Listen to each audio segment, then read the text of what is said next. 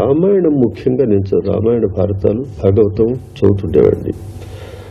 రామాయణం నన్ను ఇంచుమించు తన ఖైదీని చేసుకుంది. నేను అప్పుడప్పుడు కొన్ని భాగాలు అప్పుడప్పుడు చదవడం, నాలో నేను ఆనంద సాగరంలో ఓలలాడుతూ ఉండటం ఇలాంటి నాకు చిన్న వయసులోనే జరిగేది. ఏం చేతనంటే అందులో ఆయన వేసే ఉపమానాలు, అలంకారాలు అత్యాకర్షణీయాలు. అసలు ఆయన నుంచే తర్వాత వచ్చిన సంస్కృత వాంగ్మయ స్రష్టలందరూ నేర్చుకున్నారు. సుందరకాండ ప్రారంభంలోనే ఒక శ్లోకం ఉంది.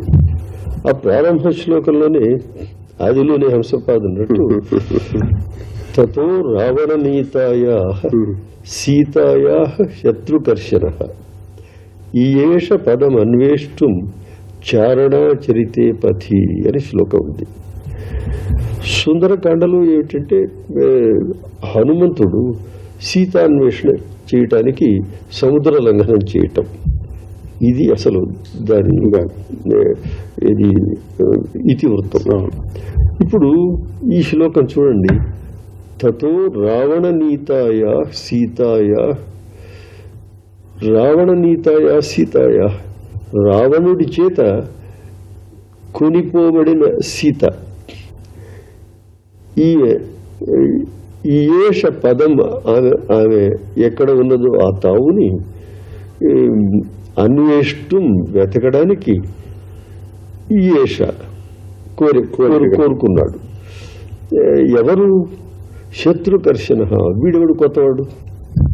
తత్పూర్వకాండలో వెతకడానికి వచ్చిన వాళ్ళ పేర్లన్నీ మనకు తెలుసు, లిస్ట్ ఉంది.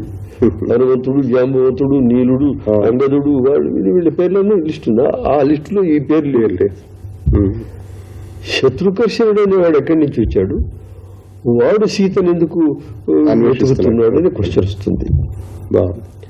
పోనీ శత్రుకర్షణుడు అనే దాన్ని మనం హనుమంతుడికి ఒక విశేషణంగా మనం అనుకుందాము అన్నట్లయితే అక్కడ కొంచెం చిక్కు వస్తుంది.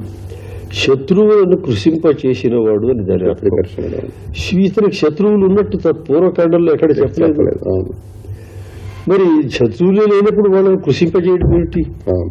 కనుక ఈ విశేషణం హనుమంతుడికి అన్వయిస్తుంది అనుకోవడానికి కూడా అవకాశం లేదు. పోనండి, సీత ఎక్కడ ఉందంటే భూమండలంలోనే ఉంది, అశోకవనంలో ఉంది అని ఇంతకు ముందే సీత అడ్రస్ ఇవ్వబడింది. పోతే చారణాచరితే పథి, ఆమెను వెతకడానికి చారణాచరితే పథి అంటే చారణులు ఆసమంతా సర్వత్రా చరించేటువంటి పథమునందు మార్గంలో చారణులు దేవగాయకులు. వీళ్ళు భూమి మీద కాలు పెట్టి నడిచేవాళ్ళు కాదు. అంచేత ఆకాశం అది. ఆకాశ మార్గంలో సీతను వెతకడం ఏమిటి? ఆమె అశోకవనంలో ఉండగా అక్కడికి వెళ్ళడం ఏమిటి? ఇట్లాంటి క్వశ్చన్లు వస్తున్నాయి. అని నేను చాలా కాలం, సుమారు 1 సంవత్సరం రోజులు దీని గురించి ఆలోచిస్తూ అవతల వారేస్తూ మళ్ళీ ఆలోచిస్తూ ఉండగా నేను ఎక్కడో ఒక చోట నౌకరీ ఉద్యోగం చేస్తున్న చోట అక్కడ ఒక లైబ్రరీ ఉంది, చాలా ప్రాచీన లైబ్రరీ.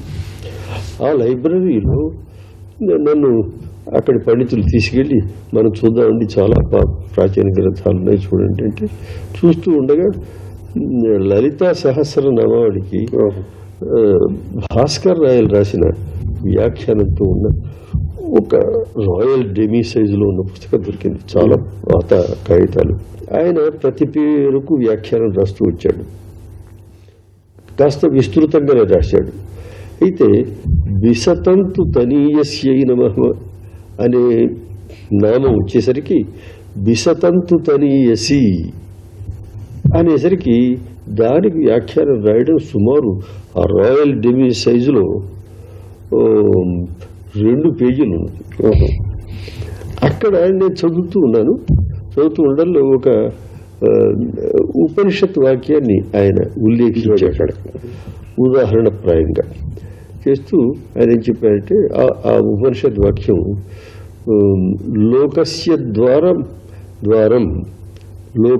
ద్వారం అర్చిమత్ పవిత్రం జ్యోతిష్మత్ భ్రాజమానం మహస్వత్ అమృతస్య ధార బహుధా దోహమానం చరణం నో లోకే సుధితాన్ దధాతు. సుధితాన్ సుహితాన్ ఛాందసప్రయోగం. అప్పుడు దీనికి అర్థం ఏ విధంగా చెప్పారంటే ఆయన ఈ లోకస్య ద్వారం బ్రహ్మలోకస్య ద్వారం ఏది ఈ చరణం. ఈ చరణం బ్రహ్మలోకానికి ఆ చరణం పట్టుకుంటే చాలు బ్రహ్మలోకానికి వెళ్ళిపోతాం. దానికి ద్వారం ఇది. ఇది ఎట్లాంటిదంటే అర్చిమత్ పవిత్రం, అగ్నిహోత్రంలా పవిత్రమైంది. జ్యోతిష్మత్ భ్రాజమానం, సూర్యమండలంలా జాజ్వల్యమానంగా వెలుగుతోంది. మహస్వత్ అమృతస్య ధారా దోహమానం, చంద్రమండలంలాగా అమృతాన్ని కురిపిస్తూ ఉన్నది. బహుధా దోహమానం అని దీనికి విశేషణ అది చరణానికి. అలాంటి ఈ చరణము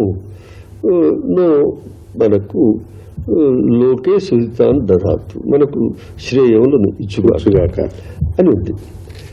ఇప్పుడు చరణ అని కింద అతను చరణ శబ్ద కుండలిని పరహ అన్నాడు. ఇక్కడ నాకు తక్కువ దొరికిపోయింది. చరణ శబ్దం అంటే చరణం అంటే కుండలిని. కుండలిని ఎందుకన్నాడంటే ఇక్కడ అగ్ని, సూర్యుడు, చంద్రుడు ఉన్నారు.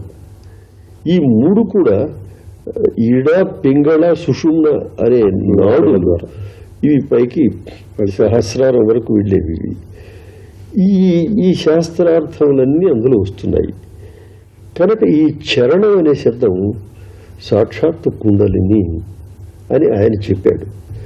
అరే చరణ శబ్దం కుండలిని అన్నట్లయితే చరణ శబ్దానికి తద్ధిత రూపమే కదా చారణ శబ్దం.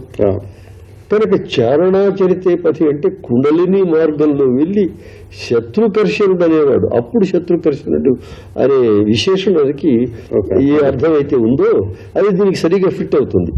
అంచేత ఈ అంతఃశత్రువుల్ని కృషింప చేయడం అవసరం యోగాభ్యాసానికి ఉపక్రమించే ముందు. కనుక శత్రుకర్షణుడు అయిపోయాడు అంటే శత్రువులను కృషింపజేశాడు. ఇక తయారుగా ఉన్నాడు యోగాభ్యాసం కోసం. కవి తన చమత్కారం చేత, ప్రతిభ చేత ఇలాంటి శ్లోక నిర్మాణం చేశాడు. వాచ్యార్థం ఒకటి ప్రతీయమానం అవుతుండగా ఒకటి స్పష్టంగా తెలుస్తూ ఉన్నది. మరొక అర్థాంతరం ధ్వన్యమానం అవుతుంది. ఈ ధ్వన్యమానం అవుతున్న అర్థం ఏదైతే ఉందో అది కుండలిని యోగ పరంగా అన్వయిస్తున్నాడు. మరి మిగతా శ్లోకాలు ఏమన్నా అలా చేశాడా అని చూస్తే అన్నీ అలాగే అది వరుసగా క్రమంగా ఆ యోగాభ్యాసాన్ని అనుసరిస్తూ చెప్తున్నాడు అన్నమాట. అప్పుడు సీత మరి ఎవరు? వీడు కుండలిని యోగాభ్యాసకుడు ఎవడైతే ఉన్నాడో వాడు అన్వేషించే సీత సాక్షాత్తు త్రిపుర సుందరి,